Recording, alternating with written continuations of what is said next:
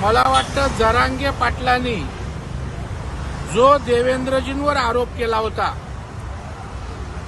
की मुख्यमंत्र्यांना द्यायचं आहे आरक्षण, प्रश्न सोडवायचा आहे, पण देवेंद्र फडणवीस अडथळा आणतायत. मला वाटतं देवेंद्रजींनी भूमिका घेतली आणि जरांगेचं खोटेपण महाराष्ट्राच्या जनतेसमोर उघड झालंय.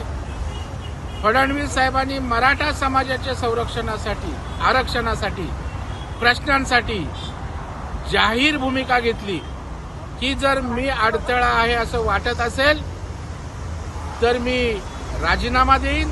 जर एकनाथराव शिंदे साहेबांनी सांगितलं की माझा अडथळा आहे आणि राजकीय जीवनातना संन्यास घेईन, मला वाटतं तात्काळ याची दखल घेत मुख्यमंत्र्यांनी देवेंद्रजींनी आरक्षणाचा कायदा बनवताना मोलाचं योगदान त्या ठिकाणी दिलंय आणि कुठल्याही प्रकारचा अडथळा नाही, उलट मोलाची भूमिका बजावत असल्याचं त्यांनी सांगितलंय. आता जरांगे पाटील आपण बोलताय तो आरोप कोणाची सुपारी घेऊन केले होतात का? त्याच्यामुळे आता यावर आपलं स्पष्टीकरण द्या. मला वाटतं जरांगे पाटलांचा असा एक एक खोलपणा उघड होणार आहे. आता ते सांगतात की देवेंद्रजींना नर्वस झालेत, त्यातनं बोललेत, त्याचबरोबर त्यांना पश्चाताप झालाय. अहो जरांगे पाटील तुमच्यासारख्या दगडाच्या काळजाचे देवेंद्रजी नाहीत. त्याच्यामुळे त्यांना संवेदना आहेत, प्रामाणिकपणा आहे, म्हणून त्यांनी खुर्चीचं बोलताना खुर्चीचा मोह असता तर राजीनामा दिला नसता आणि आता तुमच्या या प्रश्नावर द्यायला तयार झाले नसते. आणि पश्चाताप त्यांना कशाला लावला? अरे ज्यांनी दिलंय आरक्षण, ज्याची द्यायची इच्छा आहे, मराठा समाजासाठी काम करतोय, तो त्या ठिकाणी पश्चाताप करेल कशाला? परंतु दुःख निश्चित होते की समाजासाठी करून कोणतरी त्यांच्यावर असे आरोप केलेत, त्यांनी व्यथित निश्चितच या ठिकाणी झालेले आहेत.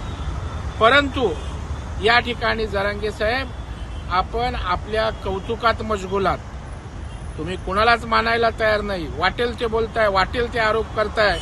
आता आपला भंपकपणा, नवटक्कीपणा, फोलपणा रोज उघड होतोय आणि मराठा समाजाच्या मनातना पण आपली उतरण घसरण लागले. हे जरा आपण आपल्या कौतुकाच्या वर्तुळातनं बाहेर येऊन तपासा, मग आपल्याला त्या ठिकाणी लक्षात येईल. दुसरं आपण त्या ठिकाणी म्हणताय की मी 113 पाडणार, 47 मराठा नेते येऊन भेटले. मला वाटतं आरक्षणावर कुठं बोलताय, प्रश्नांवर कुठं बोलताय? अरे पाडापाडी करण्यापेक्षा बोला ना 113 निवडून आणेन, काढा पक्ष, करा उमेदवार निवडून उभे.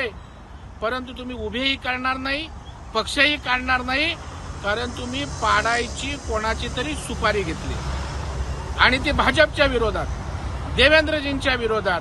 बाकी कुठल्यावर पक्षावर बोलत नाही, कुठल्या नेत्यावर त्या ठिकाणी बोलत नाही. तुम्ही पाडायची सुपारी घेतलीत, हे नंतर कुठले पाडणार यावरनं तुमची सुपारी पूर्णपणे उघड होईल. एबीपी माझा, उघडा डोळे बघा नीट.